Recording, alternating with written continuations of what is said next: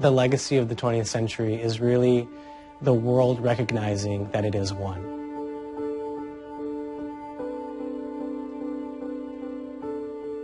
At the start of the 1900s, countries were a lot more separated, both politically and otherwise. And because of many of the events that had happened during that century, humans were a lot more connected. If you just look at systems of communication and the internet, people can communicate with each other instantaneously from all over the world. Now the challenge is, how can we spiritually be connected? And how can we catch up our spiritual selves to our material selves?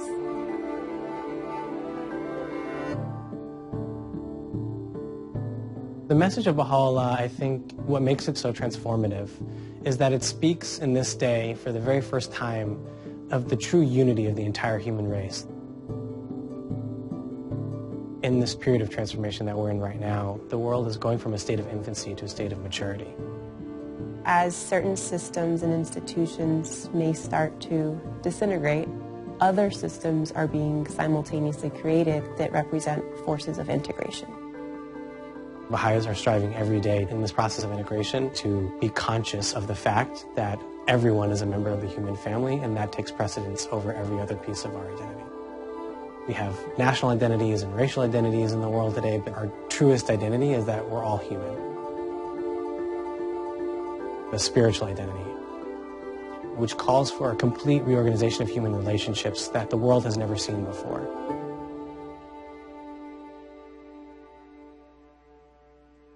So powerful is the light of unity that it can illuminate the whole earth.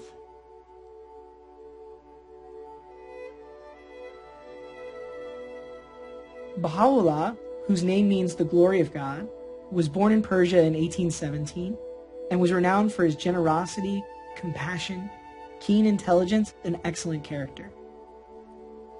In the middle of the 19th century, Baha'u'llah was summoned by God to reveal a new message to humanity, a new revelation from God, thereby ushering an era of universal peace. Baha'u'llah's teachings form the basis of the Baha'i faith, and it's a message of infinite hope for all of humanity. Baha'u'llah has brought this revelation that we are all members of one human family, and we're working towards this idea of universal peace, and that's really the foundation for the work that we're doing. We don't have a faith that stands apart and is meant just for Baha'is. Rather, our whole purpose is to serve humanity, and so we're constantly reaching out in a spirit of collaboration with others.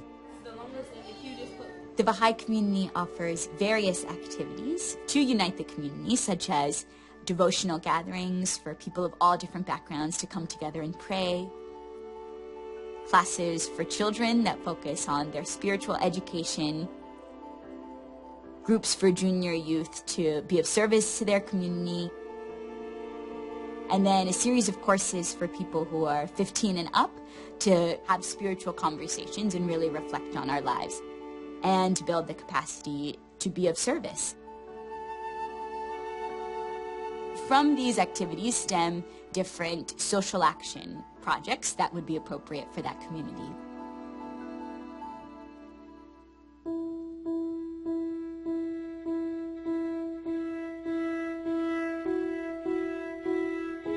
What the Baha'is are trying to do right now is to just really create community life in the places where we live. That involves just getting people together in different spaces. And one of those spaces is the devotional gathering. We have devotionals about twice a month. A lot of the people, they never had a gathering like when the Baha'is have devotion. Different peoples from different backgrounds and different religions. We believe in opening our homes and our hearts. This is the place where Baha'is and their friends are coming together to join in prayer, from which we realign our purposes and we gain that unseen energy that sustains all the different things we do in a community.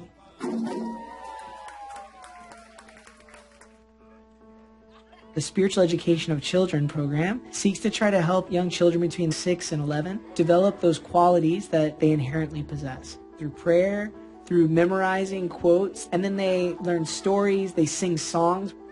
Being able to have the children class here in my community is really important.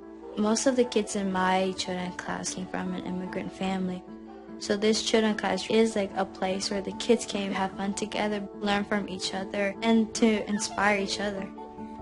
The moment that really touched my heart is that every weekend I see them coming and being really excited to learn about new things and to do like arts and crafts and just like playing with each other. I'm seeing changes from the children. They will be motivated, they will be like singing a lot, they'll be praying, and then they will be really friendly to each other and then know how to treat each other.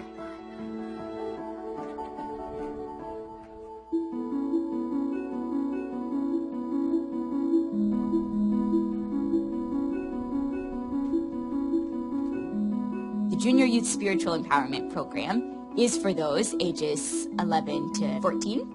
They go through a series of stories about different junior youth across the world and examine different spiritual concepts such as hope versus despair, the idea of justice, and then they examine their own talents, their own interests, and think, what does the community need and how can we play a role in bettering our communities?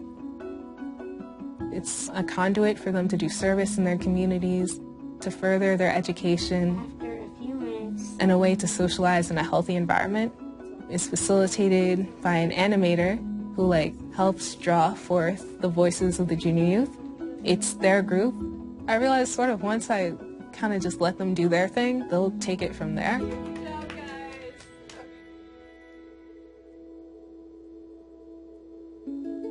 In order to offer these services, Baha'is and their friends are equipping themselves with these capacities to be able to offer programs like the Spiritual Education of Children, the Junior Youth Spiritual Empowerment Program.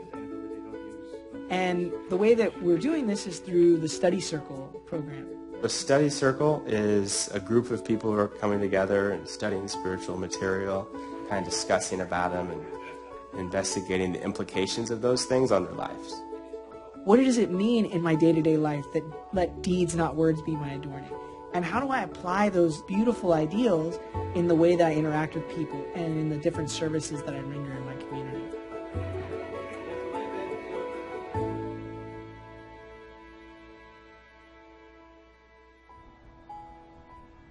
Once we've been in a neighborhood working with the children and junior youth of that community, from these activities, of course, stem different social action projects that would be appropriate for that community.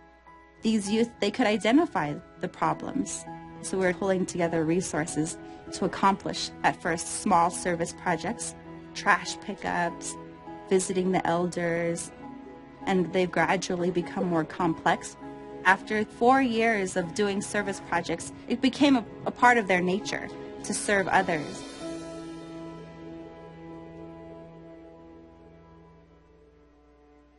This is the changeless faith of God, eternal in the past, eternal in the future. Baha'u'llah teaches that there is one God, and that all the religions are part of one divinely revealed process by which God makes his will and purpose known to humanity. Although we may differ in our concepts of God's nature, although we may pray in different languages and call God by different names, we are speaking about that same transcendent being.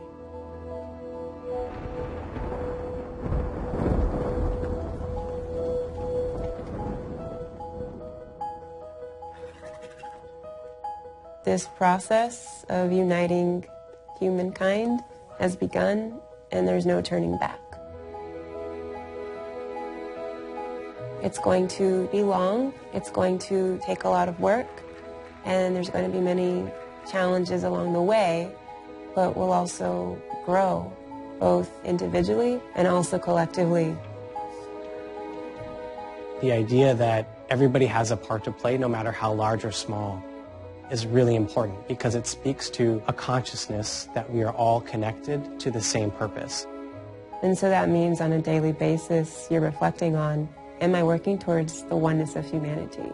Am I seeing in the people around me, my brother, my sister, Am I reflecting on the teachings and writings of Baha'u'llah? If all of us are doing that, individually, our efforts become collective and change actually happens.